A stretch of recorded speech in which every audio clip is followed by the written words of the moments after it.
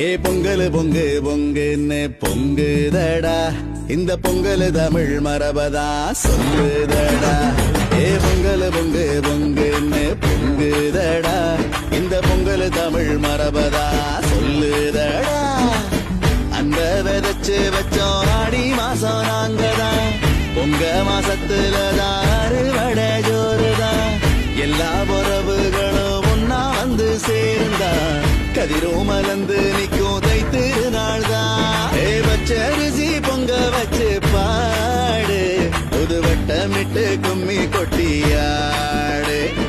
பச்சரிசி பொங்க வச்சு பாடு, புது வட்டமிட்டு கும்மி கொட்டி